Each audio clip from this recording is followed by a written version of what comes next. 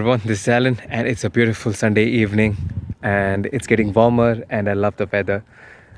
So, here I am with one of Joseph's many adventures. So, Joseph is second in command to the Pharaoh in the land of Egypt, and he gets the opportunity to get back at his brothers because they sold him to slavery.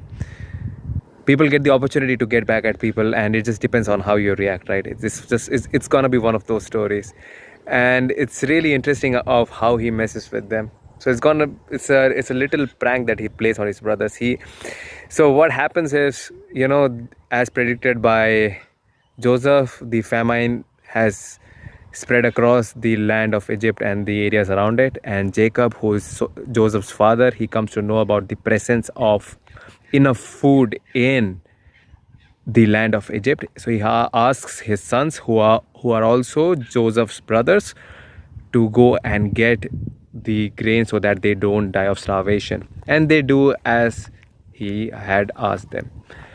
So they go to the land of Egypt, and Joseph sees them, but they don't recognize Joseph because it's been a few years, and probably Joseph had grown as a man. Probably his physical features changed, so they couldn't really tell that it was Joseph, because probably they also assumed that his brothers had also assumed that Joseph was already dead because of probably the state of slaves. I'm not sure how they were treated at that time, but probably not too good, I guess. Anyway, moving ahead, Joseph actually asked them to go and get their youngest brother. But Joseph says, but Joseph keeps one of the brothers as the prisoner so that they actually stand on their promise, and so that they actually keep their promise and bring back their youngest brother. So they do as he tells them to do.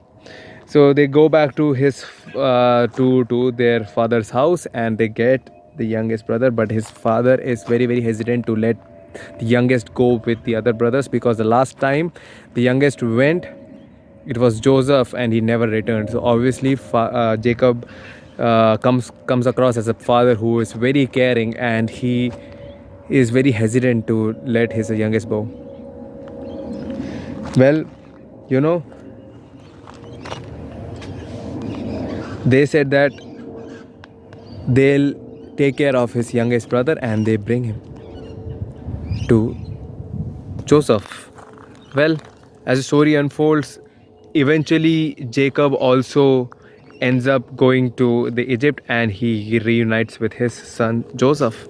And for some reason, it's just a good old family reunion of how would you react if you got the opportunity to get back at the people who probably wronged you or didn't. How would you treat them? It's a very the noblest way would be to just do your work. What else are you gonna do to get back at them? Why would you want to spend your human years trying to bring someone else down because they didn't support you? So I don't think that's really a good way to spend your time or your energy. As far as I see, the world needs a lot of repairing, and I like to just start with myself. So if I see that something's not right, I'd see, okay, what can I do to make it better? Well, the answer always revolves around I. If I was good enough, probably I would have the answers to solving that particular problem that's bothering me. And probably it will take you years to get beyond. Like, you probably have to give up so much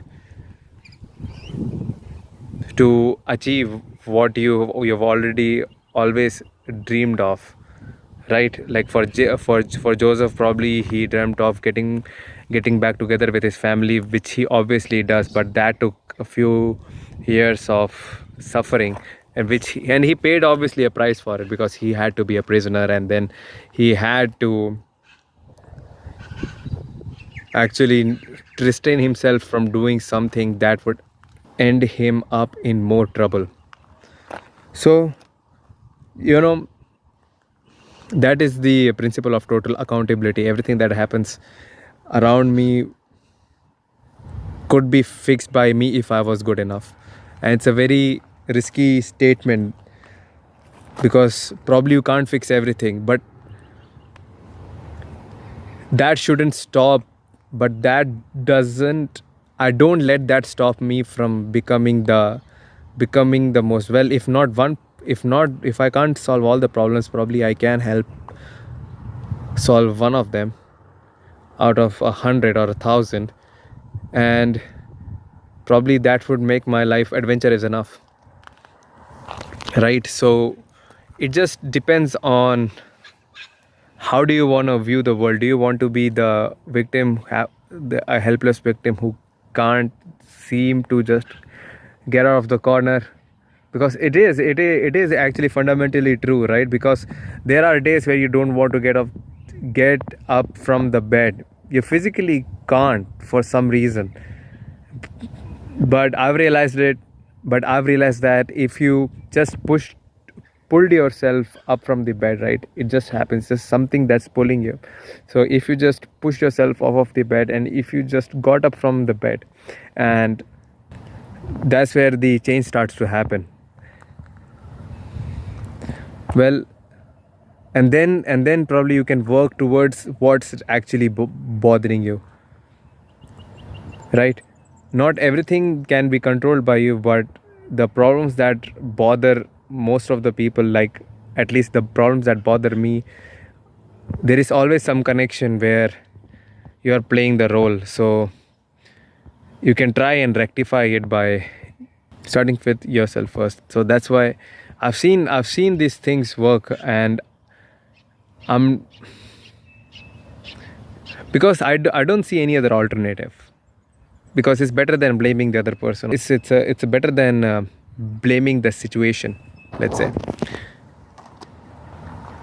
because either the energy can be spent in improving yourself and become the solution to the problem that's bothering you, or pointing fingers. And that the problem with pointing fingers is that the problem is still there, and you're still there, and you're still stuck in it.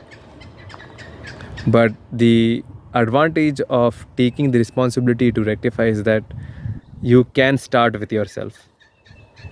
And it's not an easy thing to do, but I haven't yet figured out a better way to confront the issues that bother me. Well, it's gonna be a really interesting journey. I've got a good feeling. Well, guys, I hope you guys have a nice week. All the best.